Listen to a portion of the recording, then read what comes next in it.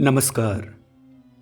હું રજનીકાંત રાવલ આપની સમક્ષ રજૂ કરું છું ગરવી ગુજરાત લંડનમાં પ્રસિદ્ધ કુમારેન્દ્રસિંહ સેંગર લિખિત વાર્તાને આધારિત ભાવાનુવાદ લીલું કવર.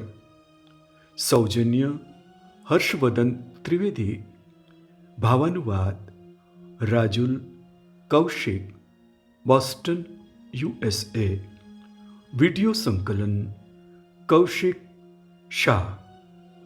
તો ચાલો મિત્રો સાંભળીએ વાર્તા લીલું કવર.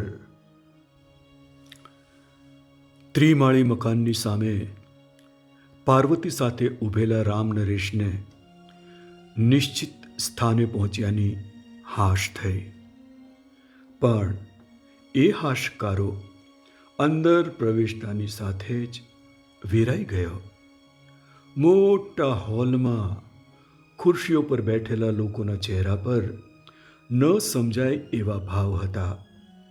કોઈ શાંત, કોઈ ઉદાસ, કોઈ હેરાન પરેશાન.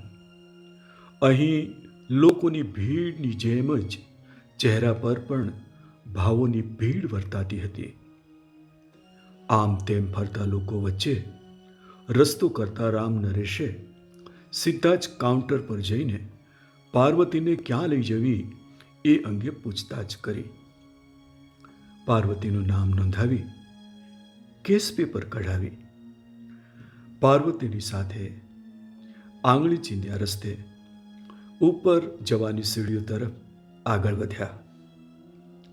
ઉપરના માળે નાનો એવો હોલ હતો. ત્યાં જઈને બંને ગોઠવાયા.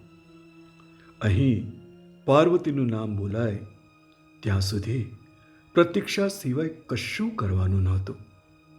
1 કલાક આમ જ પસાર થઈ ગયો. હજુ પાર્વતીનો વારો આવ્યો નહોતો. આટલા વર્ષો સુધી ઘર પરિવારની જવાબદારીનો ભાર વેઠીને ચાલતી પાર્વતીના થાક સામે પોતાના શરીરે અનુભવેલા થાકની તે વળી શી વિષાદ. છતાંય રામ નરેશને અચાનક ઘરથી અહીં સુધી પહોંચ્યાનો થાક શરીર પર વર્તાવા લાગ્યો. આટલું ઓછું હોય એમ વધુ એક જવાબદારી પાર્વતીની કોંખમાં આકાર લઈ રહી હતી. પાર્વતી, રામ નરેશ નામ સંભળાયું. પાર્વતી તો ભારે પગે જ હતી, પણ અચાનક લેડી ડોક્ટરની કેબિન સુધી પહોંચતા સુધીમાં રામ નરેશને પગમાં ભાર વર્તાવા માંડ્યો. ઓળખાણની ઔપચારિકતા પૂરી કરીને રામ નરેશે ખિસ્સામાંથી ગામના એજન્ટે આપેલી એક ચિઠ્ઠી કાઢીને ડૉક્ટર સામે સરકાવી. मैडम जी, हमारी जोरू पेट से हैं, इतना बता दो वो छोरा है कि छोरी. ચિઠ્ઠી કોઈ સંસ્થા કે સરકારી તપાસ કરવા વાળાની નથી એ જોઈને મેડમને રાહત થઈ. જુઓ, કેટલાક કાયદાકીય નિયમોને લીધે છોકરો છે કે છોકરી એ મારાથી જાહેર ન કરાય, પણ પરીક્ષણનું પરિણામ જો લીલા કવરમાં હોય તો છોકરો છે અને લાલ કવરમાં હોય તો છોકરી છે એમ સમજી લેજો. અને હા, અહીં આવવાના કારણની કોઈની સાથે ચર્ચા પણ કરતા નહીં કહીને ડૉક્ટરે પાર્વતીને એક્ઝામિન ટેબલ પર લીધી. અગર છોરી હોગી તો? પાર્વતીએ પતિ સામે મનનો ડર વ્યક્ત કર્યો. દેખા જાયેગા કહીને રામ નરેશ બહાર જઈને બેઠો તો ખરો, પણ વિચારો એનો કેળો મૂકતા નહોતા. 2 દીકરીઓ તો હતી જ, હવે આ ત્રીજી પણ દીકરી આવી તો શું?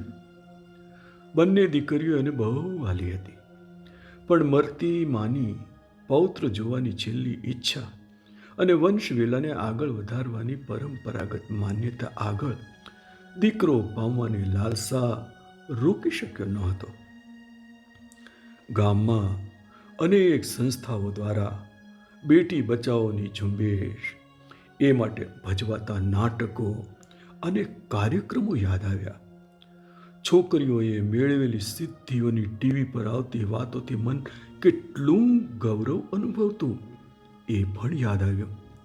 વળી સામાજિક કાનૂની અપરાધની સજા અને દંડની સાથે પાર્વતીની તબિયતની પણ ચિંતા થઈ આવી.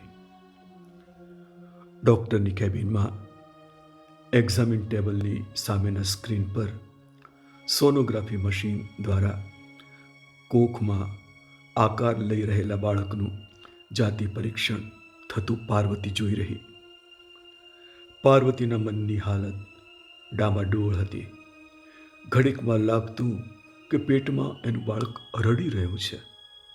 ઘડીકમાં લાગતું કે એની 2 દીકરીઓ કોખમાં આવીને એ બાળકનું ગળું દબાવી રહી છે.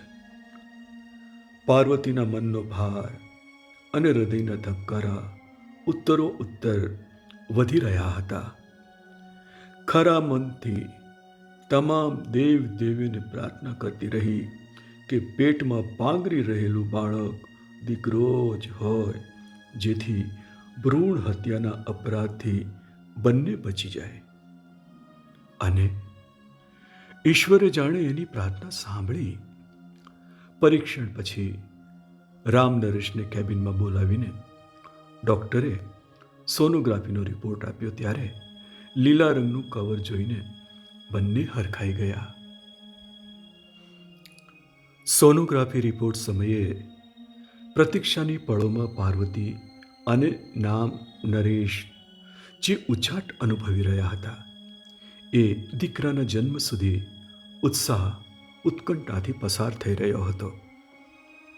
પાર્વતીની તબિયતનું, ખાવા પીવાનું પૂરેપૂરું ધ્યાન અપાઈ રહ્યું હતું. અંતે જે ક્ષણોની રાહ જોવાતી હતી એ ક્ષણ આવીને ઊભી રહી. નર્સે આવીને બાળકના જન્મની વધાઈ આપી ત્યારે રામ નરેશને એમાં એની માં અને બંને દીકરીઓના આનંદની કિલકારીઓ સંભળાઈ. વધાઈ આપનાર નર્સને 100 રૂપિયા આપીને ઉતાવળા પગે પાર્વતીને મળવા દીકરાને જોવા અંત તોડ્યો. ડૉક્ટર અને પાર્વતીની વચ્ચે ઊભેલી નર્સને પણ 100 રૂપિયા આપ્યા. પણ પાર્વતીનું વિલાયેલું મોં જોઈને ફાળ પડી. પાર્વતી અને દીકરાની તબિયતની ચિંતા થઈ. काय हुआ मैडम जी? छोरी है. डॉक्टर ने बदले पार्वती रड़मस आवाजे बोली. हैं? ऐसा कैसे हो सके? आपने तो बोला था छोरा है.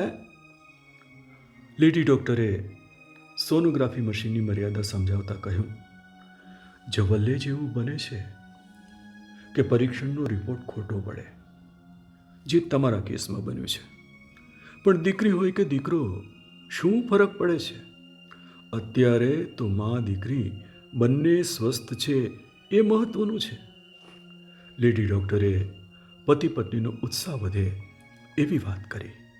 છતાં બંનેના ચહેરા પરથી ઉદાસી ઓગળી નહીં. અચ્છા, જો પરીક્ષણ સમયે દીકરી છે એવી જાણ થઈ હોત તો શું કરત? શાયદ ગિરવા દેતે. રામ નરેશ માંડ બોલી શક્યો. ઓહ, એનો અર્થ દીકરી જોઈતી જ નહોતી, બરોબર ને? તો પછી એક વિનંતી છે. મારા એક પરિચિત પરિવારને સંતાન નથી, ભવિષ્યમાં થવાની શક્યતા પણ નથી.